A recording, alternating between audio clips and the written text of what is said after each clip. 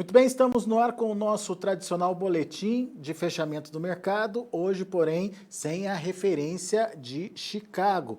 Nos Estados Unidos é feriado, é um feriado equivalente ao nosso Dia do Trabalho por aqui, é um feriado nacional, portanto, as bolsas não operaram. Mas a gente quer entender quais são as perspectivas aí para os mercados. Essa semana tem relatório do USDA, essa semana tem consolidação aí de áreas que estavam faltando se consolidar em relação à produção de soja lá nos Estados Unidos. Tem possivelmente o start do plantio aqui no Brasil, condições que podem dar uma dinâmica diferenciada aí para as negociações e mais ainda para as precificações. Para nos ajudar nesse entendimento, o nosso convidado hoje é o Vlamir Brandalize, lá da Brandalize Consulting. Está aqui o Vlamir com a gente já no telão. Seja bem-vindo, meu amigo. Obrigado mais uma vez pela participação com a gente aqui no Notícias Agrícolas. Não tem a referência de Chicago, mas tem a referência do Vlamir Brandalize, que está de olho aí nos fatos que podem dar direção aí para os preços em Chicago. Ô Vlamir, essa semana é uma semana importante, né, por causa do relatório do USDA, é uma semana importante porque tem relatório de acompanhamento de safra, teve chuva lá nos Estados Unidos, enfim, o que a gente pode esperar de preços em Chicago nesse primeiro momento, Vlamir? Boa tarde, Alex. Boa tarde a todos. Olha, Alex, é uma semana de início feriado, que nem você citou, né? Os americanos comemoram aí o Dia do Trabalho deles na primeira segunda-feira do mês de setembro, e não no dia do 1º de maio, que nem a maioria dos países do mundo comemoram. E hoje é o feriadão, e então alongou o final de semana, mas o que a gente viu é que nos últimos dias teve as chuvas que caíram, as chuvas melhoraram de ritmo, vamos dizer assim, um pouco, em função do furacão, que eles chamam lá o Ida, né, o Ida, que levou a umidade, né? Então, Alex, o quadro acabou melhorando um pouco. Eu acredito que o relatório da qualidade das lavouras, que normalmente sai na segunda-feira, a partir das 5 da tarde, ele deve sair amanhã, está programado para amanhã, e eu acho que tem grande chance de ter uma melhoria de 1% na qualidade das lavouras. Não há uma expectativa de grande melhoria, mas há uma tendência de estabilidade e a melhoria de 1% na qualidade das lavouras. Esse é um fator que seria, no momento, um leve limitante de alta, mas nós também dependemos aí do lado de demanda, né? A China tem comprado pouco para o período, as exportações americanas, as vendas estão abaixo do ano passado, então isso também é um fator que necessita de movimento maior. Se a China continuar com essa política de ir comprando aos poucos, automaticamente ela vai limitar as cotações nessa semana. E amanhã Chicago também sabe que temos o feriadão no Brasil, de 7 de setembro, então eles também operam de uma maneira mais tranquila, sem muita pressão. Mas o quadro é de uma semana de calmaria, né? Tudo indica que sim, porque os próprios chineses não estão dando aquele sinal que vão vir mais agressivos para o mercado, porque eles estão aguardando aí como é que vai dar o arranque da safra da América do Sul, né? Que agora está tudo preparado para começar a plantar, olhando para o clima. Então, nós temos aí nos Estados Unidos, Alex, mais 2 semanas ainda importantes para ter umidade e fazer o enchimento dos grãos, e daí para frente, daqui 3 semanas em diante, é a maturação e o início das primeiras colheitas. Então a gente já vai estar nessa linha lá, e aí os olhos vão confirmar aí se está colhendo dentro do que está projetado lá, e voltando-se principalmente daí como é que vai estar andando o plantio e clima na América do Sul. Esse é o quadro aí para esse restante do mês de setembro, né, Alex? Antes da gente focar na América do Sul, Vlamir, esse relatório do USDA, que deve ser divulgado no próximo dia 10, você acha que ele já traz esse balanço, ele tenta pelo menos promover esse equilíbrio aí entre oferta e demanda? Olha, Alex, eu acho que sim, porque o USDA ele já deu sinal aí no relatório anterior que ele já trouxe uma retração na safra, né? Que era de 120 milhões de toneladas, 119,9, veio para 118,1. E pelas nossas contas aqui, a safra americana deveria ser perto de umas 116 milhões, 116,5. E eu acho que talvez o USDA traga uma redução na safra, mas isso o mercado acredita também nessa linha de vir uma leve queda na produção, talvez uns 500 mil, 1 milhão de toneladas.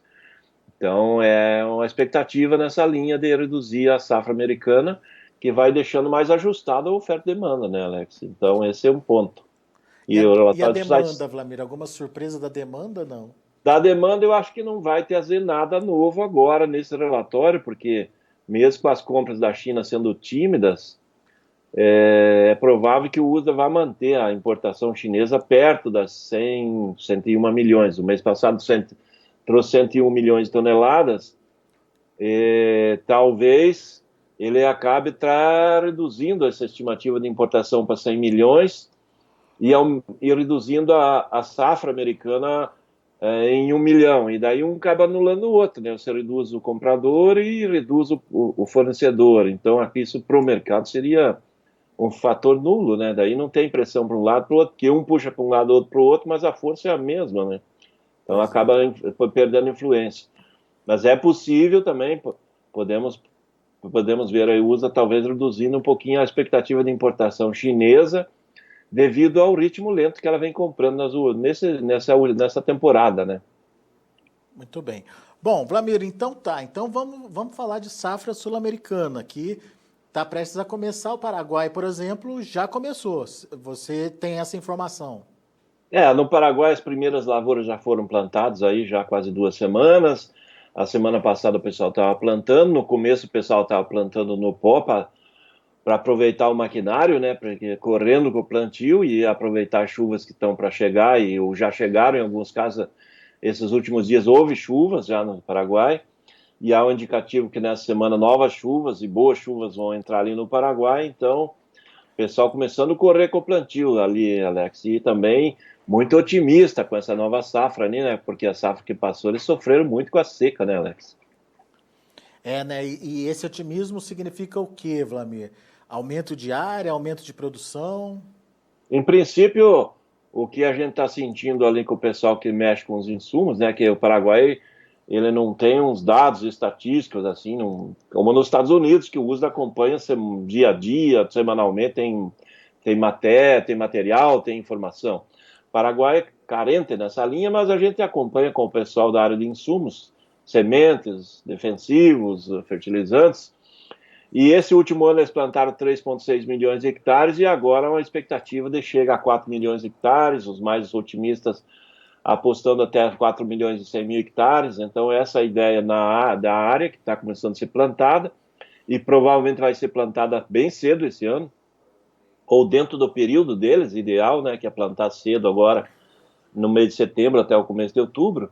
E a produção, que esse último ano foi muito afetada pela estiagem, colheram 8 milhões e meio de toneladas, agora com a condição melhor e o clima favorável, poderão passar aí de 12 milhões de toneladas. Então, no Paraguai, há uma expectativa de avanço da produção ali local, e com isso vai dar fôlego para os paraguaios exportarem mais, né, Alex? O Paraguai, na soja em grão, ele é o terceiro maior exportador mundial, ele supera a Argentina, que a Argentina ela é grande exportadora de farelo, de óleo, de biodiesel, e ela exporta menos grãos. E o Paraguai é o terceiro na linha de exportação, atrás do Brasil, os Estados Unidos. E aí vem o Paraguai, com um indicativo que, na média dos últimos 2, 3 anos, exportaram 6 milhões e meio de toneladas, e agora, com a condição de safra maior, é possível que exportem umas 8 milhões de toneladas, 8,5 milhões, e acabe compensando um pouco do espaço aí que a Argentina tem deixado para trás, né, Alex? Pois é, e a Argentina esse ano, Vlamir? A Argentina esse ano está numa situação bem complicada, né, Alex? O produtor argentino vem sendo descapitalizado pelo governo em função das retenções muito altas. Eles sofreram muito com seca também nesse último ano, com problema climático. Ele já vem de 2 anos seguidos aí de perdas com clima seco. E o outro fator é que os argentinos estão com dificuldade de receber também insumos, né? Fertilizantes, defensivos, químicos. Há um indicativo de muito atraso nas entregas dos insumos para a Argentina. E isso vai canalizando aqui. É uma possível, ao contrário dos demais países, a Argentina pode até ter uma redução de área nessa nova safra aí, Alex, em função de que o produtor está sem capital, está descapitalizado, e os insumos que não estão chegando está caminhando para o produtor aí plantar talvez menos que as últimas safras aí. Bom, ô Vlamir, além de Paraguai e Argentina, América do Sul também tem produções mais, digamos, marginais aí, né? No caso do Uruguai, nem tão marginal assim, eles até têm uma área crescente aí de soja, mas a Bolívia vem mantendo ali a sua produção meio que equilibrada, né? Esses dois países, como é que participam da safra desse ano? Olha, Alex, a Bolívia não tem evoluído muito, porque quem estimulava e avançava no plantio na Bolívia eram produtores brasileiros, e a maioria deles estão deixando as regiões agrícolas lá e se migrando aí, foram migrar aí para o estado do Pará, para Roraima, Amapá, estão voltando para as regiões, as fronteiras agrícolas brasileiras, e a Bolívia tem ficado perto de 2 milhões de toneladas de produção, e não tem evoluído muito. Quem tem avançado é o Uruguai, aí, como um país novo na linha de produção de soja. Esse ano, provavelmente, o Uruguai vai avançar também na área de a soja, plantar mais soja em áreas de arroz, porque o produtor está, mesmo que a cotação do arroz no mercado internacional estando boa, o produtor não tem uma liquidez boa, porque o grande cliente do Paraguai continua sendo o Brasil. E o Brasil também tem uma safra boa de arroz, esse ano está importando menos, e o dólar caro aqui também dificulta a importação. E com isso se espera aí, os números são vagos, mas hoje se fala que o Paraguai possa plantar de 1.200.000 a 1,5 milhão de hectares de arroz, de soja, e há uma expectativa que a safra do Uruguai aí possa chegar perto de 5 milhões de toneladas, né? Nesse último ano, eles colheram menos de 4 milhões de toneladas, porque tiveram problema com seca também, a estiagem que pegou o Rio Grande do Sul também pegou um pouco para o Uruguai, mas agora estão mais otimistas, já começou a chover no Uruguai, hoje está chovendo no Uruguai, ainda não está no período deles plantar, porque eles plantam lá no final de outubro, começo de novembro, né, a safra uruguaia, mas há uma expectativa de crescimento ali de 1 milhão a 2 milhões de toneladas na safra uruguaia também nessa temporada. E para o Brasil, Vlamir? Brasil é otimismo total na soja, né, Alex? Mesmo quem perdeu aí com seca, que tivemos problemas aqui, nós plantamos 38 milhões e meio de hectares, e a projeção, ela, que a gente está levantando aí toda semana, ela nos mostra aí que 40 milhões e meio de hectares é praticamente certo. O Brasil ainda está com dificuldade de insumos, tem muitos insumos aí químicos que não estão chegando, estão com atraso em função da dificuldade logística internacional, do alto custo que subiu também, o frete marítimo, o custo do container para trazer produtos, né? Isso também está limitando a oferta de produto no mercado doméstico, de insumos, né? Então, se nós tivermos uma melhoria nessa questão dos insumos, nós poderemos chegar até 41 milhões de hectares, mas no mínimo 40 milhões e meio de hectares vão ser plantados, e aí a gente depende de que possa chegar mais insumos para plantar um pouco mais, porque nós vamos avançar em áreas de pastagem degradada em várias regiões do Brasil. A soja vai avançar em áreas, que nem no caso do Rio Grande do Sul, em área de arroz também, como no Uruguai esse ano. O produtor vai plantar mais soja nas áreas arrozeiras gaúchas. No restante do Brasil, pastagem degradada, alguma área que estava abandonada, e então a soja vai seguir. A soja tem avançado bastante também em áreas de cana, né, para renovação de cana, então isso é importante, né, a presença da soja como produto de rotação com a cana nas renovações dos canaviais, e por isso que nós estamos mostrando um crescimento de 2 a 2 milhões e meio de hectares de soja no Brasil, que não dá uma condição aí de colher entre 140 e 150 milhões de toneladas, ou seja, se o clima for regular, provavelmente nós vamos colher umas 145 milhões de toneladas ou mais. E se tiver algum percalço climático pelo caminho, nós vamos para uma safra talvez de 140 milhões de toneladas, mas eu acredito mais em 145 ou mais do que o número menor aí, porque as chuvas nesse ano elas estão sinalizando que vão entrar mais num período agora já em setembro no ritmo regular, e vai dar condição, né, Alex, para o pessoal plantar na época certa, e aí a safra vem com uma condição melhor, né? Tudo caminha para essa linha, né? Esquecemos de alguém, Vlamir? Olha, aqui nós praticamente fechamos. Os principais países que produzem aqui na América do Sul são esses, né, Alex? Pelas minhas contas aqui, a gente chega num volume aí, potencial, obviamente, de 214 milhões de toneladas. Como é que você avalia esse número pro mercado, Vlamir? Olha, Alex, para o mercado não é um número grande, não. Ele é um número maior do que. Eu acho que provavelmente nós vamos colher uma safra recorde na América do Sul, mas nós vamos ter demanda mundial recorde também, Alex. Então, há uma necessidade disso. E como nós vimos de queda de estoques aí mundiais de soja, ele necessita de safra aí para manter o abastecimento e o crescimento da demanda global. Como nós estamos saindo da pandemia e a maioria dos países saindo da pandemia, é normal a economia ganhar um ritmo de crescimento muito rápido e precisar de um volume maior de alimentos, e aí nós vamos ver a demanda de alimentos crescendo muito em cima de produtos na linha proteica, porque carboidrato, que é o arroz, que é o trigo, que é o próprio milho, são produtos que normalmente as populações mundiais já comem dentro do que ela precisa. Mas a demanda potencial maior e necessária é a demanda de proteínas. Aí vai o ovo, vai o frango, vai o suíno, vai a carne bovina, as demais carnes, né? E leite também, né? Entra nessa linha. E aí nós vamos precisar de mais soja, né? Mais de proteína de soja para atender. E, novamente, nós vamos ter uma demanda muito forte do óleo, né? Então, o óleo de soja vai continuar ainda muito aquecido, porque a China ainda não conseguiu recuperar o plantel suíno deles lá, seria estar produzindo aí na ordem de 600 milhões de suínos, para eles estarem produzindo perto de umas 7 milhões e meio de toneladas de banha de porco, banha de suíno, para atender a demanda deles, que a demanda potencial é 7 milhões e meio de toneladas, eles têm produzido entre 5,5 e 6 milhões de toneladas anuais, e acaba sendo uma necessidade crescente o uso de óleos vegetais. Eles aumentaram muito a importação de óleo de palma, a produção interna de óleo de soja e a demanda de importações do próprio óleo, e vai continuar na China. E também a economia começa a girar melhor agora com a pandemia perdendo força ali na Índia, né? E a Índia também tem uma demanda muito grande de óleo, né? De óleo vegetal. E vai crescer. Então a economia indiana já há indicativos que vai crescer mais de 6%.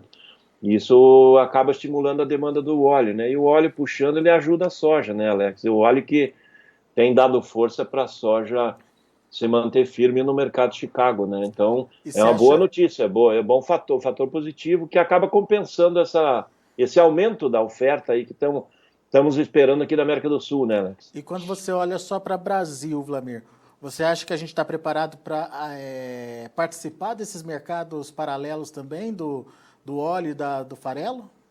Sim, estamos crescendo, né? O mês passado nós tivemos bom desempenho já nas exportações do óleo, do farelo, do óleo. Nós estamos aí com o acumulado do farelo, foi um recorde histórico de embarque, né? De janeiro a agosto. O óleo também está com bom desempenho. É provável que nós não vamos ter recorde, porque nós já exportamos muito mais óleos que estamos exportando hoje, porque atualmente o Brasil tem uma demanda muito grande de óleo, né, Alex? E o ano que vem nós temos que pensar que a safra brasileira de soja voltando a crescer acima de 140 milhões de toneladas, nós vamos voltar a aumentar a mistura do biodiesel no diesel, né? Que nós estávamos em 12% e o governo baixou para 10%, e provavelmente nós voltamos para 12%, então acaba compensando isso com a demanda maior do óleo aqui dentro para fazer o biodiesel, né? Então é provável que em 2022 a gente já volte a crescer a demanda doméstica do próprio óleo, não na exportação específica, mas a demanda doméstica. No segmento de demanda de ração também, provavelmente no ano que vem, nós vamos ter uma demanda recorde no Brasil, porque nós continuamos exportando em ritmo acelerado suíno, frango, somos os maiores exportadores mundiais de frangos e estamos crescendo, provavelmente vamos ser o segundo maior exportador de suíno, então, já em 2022, e aí precisa de ração, né? Daí precisa do farelo aí para ração. Por isso que nós precisamos avançar na safra para ter mais produto para exportar diretamente e também o produto para atender a demanda doméstica que vai crescer, né, Alex? O Vlamirense confirmando esse patamar dos 145 milhões, acima disso, quem sabe, preços mudam? É outra realidade a comercialização? Se a estratégia da China de continuar comprando da mão para a boca, seguir, é possível que os preços, frente ao que está hoje, mudem um pouco. Daí há uma possibilidade de a gente ver as cotações um pouco abaixo do que está atualmente, que hoje nós temos, mesmo com Chicago aí abaixo de $13, ao redor de $13, nós estamos aí com prêmios acima de 200 pontos, né? Semana passada fechou na sexta-feira negociações a 220, 222 pontos acima de Chicago. Com o Brasil avançando na produção, nós vamos estar provavelmente estrangulando nossos portos aí, que nós precisaríamos estar melhorando a logística portuária, e a gente avançou muito pouco nesse ano aí com relação ao aumento da capacidade de embarque, né? E aí nós temos tendo mais soja para exportar, é provável que os navios que acabem ficando mais tempo aí esperando para carregar. E como o frete marítimo também subiu, ele vai refletir em prêmios um pouco menores daí no ano que vem. Então, daí nós vamos ter um prêmio um pouco menor, e se a China continuar na política de comprar da mão para a boca, também limita as cotações lá em Chicago. E com o clima favorável na América do Sul, é provável que as cotações fiquem um pouco menores. Mas não vai ter uma debandada de cotações, que a gente continua acreditando. Eu continuo vendo Chicago aí, vamos dizer assim, pensando no lado mais péssimo de cotação, eu acho que abaixo de $12 não há espaço. Ainda continuo vendo 12,5 a 13,5 as janelas de operações, e com o prêmio um pouco menor. O que vocês representaria para o produtor, vamos dizer assim, pensando no produtor do Sul, níveis aí de R$ 150 a saca, para patamares de 160, 165 nos portos. Seria uma lógica de mercado aí, dentro da condição de safra cheia, né, Alex? Essa é a expectativa. Talvez em alguns momentos, em alguns locais, a cotação abaixo de 150, mas mesmo assim cotações muito boas, né, Alex? Seriam momentos muito tranquilos aí para o produtor. Se você vai começar uma safra já pensando em soja a nível de 140, 150, na média vai ser a melhor safra da história em faturamento, né? Porque se a gente pensar nessa safra que nós estamos hoje, quando nós começamos as negociações no ano passado, o mercado de Porto era de 80, 90. E aí o mercado de Chicago melhorou, o dólar melhorou, e nós chegamos aí a 170, R$ 180 a saca, né? Então, nos portos. Mas na média, nós não fizemos uma média acima de 150, 160. Na média, nós estamos aí com vamos dizer assim, para o produtor, a média geral aí, nós estamos abaixo de R$ 130 na saca. E eu acredito que na nova safra, a média vai passar de 140 para o produtor com tranquilidade. Então, nós vamos continuar evoluindo nas médias de cotações e faturamento para o produtor, e vai ser um bom ano novamente, né, Alex? Muito bom. Meu caro, muito obrigado pela sua participação mais uma vez conosco aqui no Notícias Agrícolas, fazendo esse balanço, né, pré-plantio das safras na América do Sul, principalmente.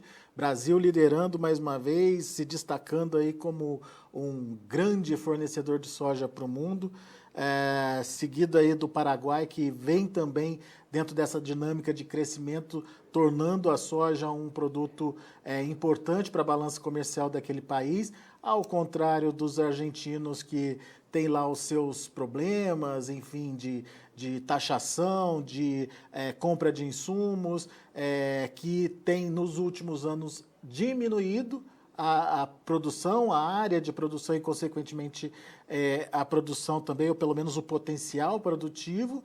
E correndo aí junto vem Uruguai e Bolívia também com seus potenciais. Uruguai potencial ampliado e Bolívia mais ou menos equilibrado nos 2 milhões de toneladas aí, como vem acontecendo nos últimos anos, um total aí de mais de 210 milhões de toneladas, 214 para ser exato aí, de oferta na América do Sul. Pelo menos esse é o potencial que a gente começa a safra.